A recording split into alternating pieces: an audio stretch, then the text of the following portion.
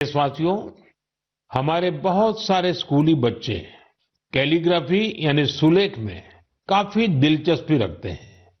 इसके जरिए हमारी लिखावट साफ, सुंदर और आकर्षक बनी रहती है। आज जम्मू कश्मीर में इसका उपयोग लोकल कल्चर को लोकप्रिय बनाने के लिए किया जा रहा है। यहाँ के अनंतनाग की फिरदौसा बशीर जी, उनको कैलीग्राफी में महारत हासिल है।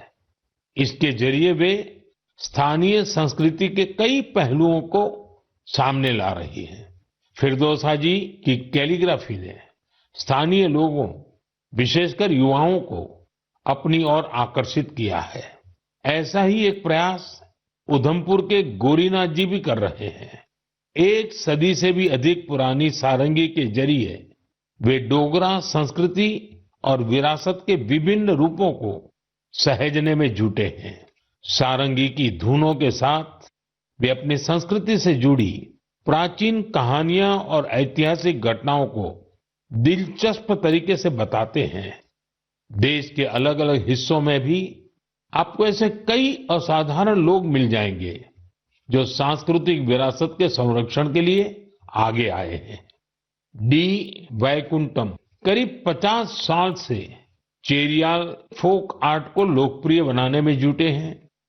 तेलंगाना से जुड़ी इस कला को आगे बढ़ाने का उनका यह प्रयास अद्भुत है। चेरियाल पेंटिंग्स को तैयार करने की प्रक्रिया बहुत ही यूनिक है। यह एक स्क्रोल के स्वरूप में कहानियों को सामने लाती है। इसमें हमारी हिस्ट्री और माइथोलॉजी की पूरी झलक मिलती है। छत्तीसगढ़ में नारायणपुर के बुटलू राम माथरा जी अबुझ माड़िया जनजाति की लोक कला को संरक्षित करने में जुटे हुए हैं। पिछले 4 दशकों से वे अपने इस मिशन में लगे हुए हैं। उनकी ये कला बेटी बचाओ, बेटी पढ़ाओ और स्वच्छ भारत जैसे अभियान से लोगों को जोड़ने में भी बहुत कारगर रही है। साथियों, अभी हम बात कर रहे थे कैसे कश्मीर की वादियों से लेकर छत्तीसगढ़ के जंगलों तक हमारी कला और संस्कृति नए नए रंग बिखेर रही है। लेकिन यह बात यही खत्म नहीं होती। हमारी इन कलाओं की खुशबू दूर दूर तक फैल रही है। दुनिया के अलग अलग देशों में लोग भारतीय कला और संस्कृति से मंत्र मुग्ध हो रहे हैं। जब मैं आपको उधमपुर में गूंजती सारंगी की बात बता रहा था, तब मुझे याद आया कि कैसे हजारों मील दूर रूस के शहर याकुत्स्क में भी भारतीय कला की मधुर धुन गूंज रही है। कल्पना कीजिए, सर्दी का एक आध दिन, -65 डिग्री तापमान, चारों तरफ बर्फ की सफेद चादर और वहां एक थिएटर में दर्शक मंत्र मुग्ध होकर देख रहे हैं कालिदास की अभिज्ञान शाकुंतलम। क्या आप सोच सकते हैं, दुनिया के सबसे ठंडे शहर याकुत्स्क में भारतीय साहित्य की गर्मजोशी? ये कल्पना नहीं, सच है। हम सबको गर्व और आनंद से भर देने वाला सच। साथियों, कुछ हफ्ते पहले मैं लाओस भी गया था। वो नवरात्रि का समय था और वहां मैंने कुछ अद्भुत देखा। स्थानीय कलाकार फलक फलम प्रस्तुत कर रहे थे, लाओस की रामायण।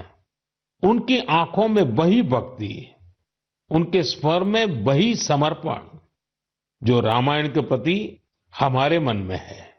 इसी तरह कुवैत में श्री अब्दुल्ला अल बारून ने रामायण और महाभारत का अरबी में अनुवाद किया है। ये कार्य मात्र अनुवाद नहीं, बल्कि 2 महान संस्कृतियों के बीच एक सेतु है। उनका यह प्रयास अरब जगत में भारतीय साहित्य की नई समझ विकसित कर रहा है। पेरू से एक और प्रेरक उदाहरण है एर्लिंदा गार्सिया। वहां के युवाओं को भारतनाट्यम सिखा रही है और मारिया वाल्देस ओडिसी नृत्य का प्रशिक्षण दे रही है। इन कलाओं से प्रभावित होकर दक्षिण अमेरिका के कई देशों में भारतीय शास्त्रीय नृत्य की धूम मची हुई है। साथियों, विदेशी धरती पर भारत के ये उदाहरण दर्शाते हैं कि भारतीय संस्कृति की शक्ति कितनी अद्भुत है। ये लगातार विश्व को अपनी ओर आकर्षित कर रही है। जहां जहां कला है, वहां वहां भारत है। जहां जहां संस्कृति है, वहां वहां भारत है। आज दुनिया भर के लोग भारत को जानना चाहते हैं, भारत के लोगों को जानना चाहते हैं।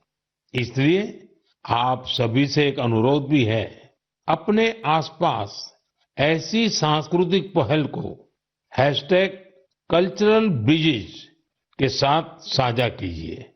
मन की बात में हम ऐसे उदाहरण पर आगे भी चर्चा करेंगे। मेरे प्यारे देशवासियों, देश के बड़े हिस्से में ठंड का मौसम शुरू हो गया है, लेकिन फिटनेस का पैशन, फिट इंडिया की स्पिरिट, इसे किसी भी मौसम से फर्क नहीं पड़ता। जिसे फिट रहने की आदत होती है, वो सर्दी, गर्मी, बरसात कुछ भी नहीं देखता। मुझे खुशी है कि भारत में अब लोग फिटनेस को लेकर बहुत ज्यादा जागरूक हो रहे हैं। आप भी देख रहे होंगे कि आपके आसपास के पार्कों में लोगों की संख्या बढ़ रही है।